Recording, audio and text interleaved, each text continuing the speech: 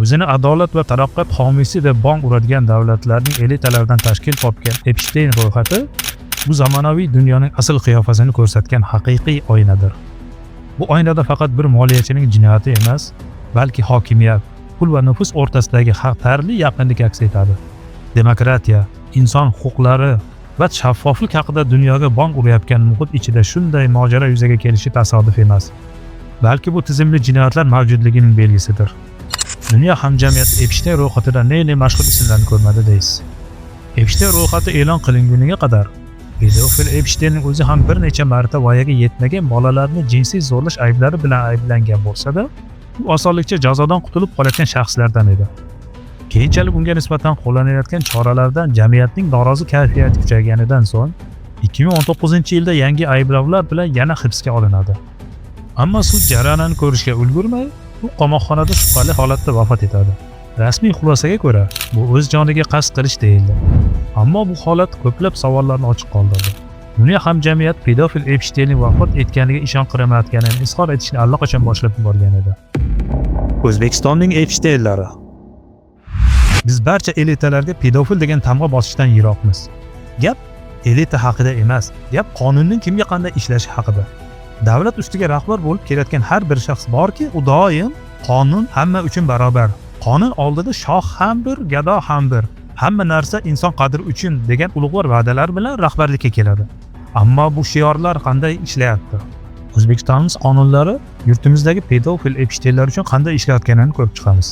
Marg'ilondagi birinchi mehribonlik uyi mutasaddi xodimlari va rahbariyati voyaga yetmagan shaxsning homilasini sun'iy ravishda turishga majburlash, voyaga yetmagan shaxslarni g'ayri-ijtimoiy harakatlarga jalb etish, 16 yoshga to'lmagan shaxsga nisbatan uyatsiz, buzuq harakatlar qilish va 16 yoshga to'lmagan shaxs bilan jinsiy aloqa qilish kabi ayblovlar bilan sudga tortilib, ularga hukm ham o'qilgan edi.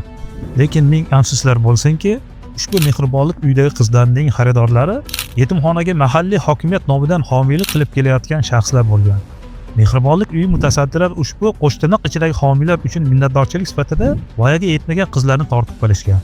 Qo'shtirnoq ichidagi homiylar esa qizlarni yoki noma'lum joylarga vaqtinchalik olib ketib, qizlarga nisbatan majburiy jinsiy zo'ravonlik qilishgan yoki mehribonlik uyining maxsus xonalariga taklif qilinib, o'sha yerda o'zida jinoyatga qo'l urishgan. Ha, albatta, ushbu mehribonlik uyidagi jinoyatlar yuzasidan jinoiy ishlar ochilgan. Yetimxonaning 10 nafar mutasaddisiga nisbatan turli muddatga ozodlikdan mahrum qilish jazosi qo'llanilgan. Lekin gap shundaki, mehribonlik uyidagi jinoyatchi mutasaddilar jazolangan bo'lsa-da, voyaga yetmagan qizlarni muntazam ravishda zo'rlab kelgan qo'shtirnoq ichidagi homiylarning, ya'ni O'zbekiston Epsteinlarining birortasining na ismi va na sharafi jinoiy ish matnlarida tilga olinmagan. Qiziq, mahalliy hokimiyat nomidan yetimxona homiysi niqobini kiygan pedofillar ismini qaysi qonunlar soyasida yopishgan ekan-a? Xo'sh, agar ushbu jinoyat ishlarida voyaga yetmaganlarga nisbatan zo'ravonlik qilgan shaxslarning ismi ochiqlanmagan bo'lsa, ismi sir bo'lib qolgan pedofillar jazodan qutulib qolayotgan bo'lsa, u holda ismi jamoatchilikka ma'lum bo'lgan pedofil amaldorlarga nisbatan qanday chora qo'llaniladi? Qonun oldida barcha teng degan da'vo amalda ham shunday ishlayaptimi? Keling, shu mavzuga oid yana bir ish misolida vaziyatga nazar tashlaylik.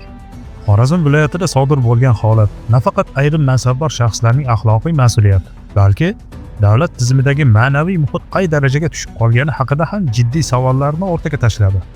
Ayblovlar mazmuni jamoatchilikni larzaga solgan bo'lsa, sud jarayoni va belgilangan jazo esa qodirlik mezonlari borasida yanada ko'proq bahslarga sabab bo'ldi.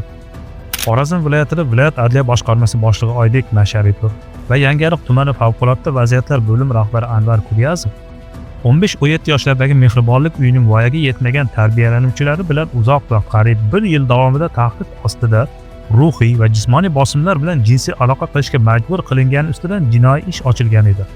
Voyaga yetmagan qizlarni savdo qilgan mehribonlik uyi mutasaddilariga 5,5 yildan 10 yilgacha uzoq yillik ozodlikdan mahrum qilish jazosi qo'llangan bo'lsa-da, Qizlarga jinsiy zo'ravonlik qilgan amaldorlar, ya'ni O'zbekiston epishtelari faqatgina 3 yillik ozodlikdan mahrum qilish jazosi tayinlangandi. Ammo keyinchalik ma'lum bo'lishicha, pedofil amaldorlar faqatgina 3 yillik ozodlikni cheklash jazosi bilangina jazolangani, ya'ni ularning jamiyat ichidagi harakatlarga ma'lum cheklovlar qo'yish bilan jazolangan xolos. Qog'ozga o'ramay ochiq aytadigan bo'lsak, pedofil amaldorlarga hukm o'qigan sud pedofil amaldorlarning qizaloqlarni uzoq yil zo'rlab kelgani uchun pedofillarning yuziga bir yengilgina shapaloq tushirgan xolos. O'zbekistonda voyaga yetmagan qizlarning amaldorlar yoki mas'ul lavozimdagi shaxslar tomonidan jinsiy zo'ravonlikka uchrashi goh-goh quloqqa chalinib turadi. Ammo bunday jinoyatlar aksar hollarda jamoatchilik muhokamasiga yetib bormaydi. Go'yoki sukut devori ortida yopti-yopti bo'lib ketadi. Bu sukutning sabablaridan biri jamiyatimizdagi og'ir va murakkab psixologik bosimdir.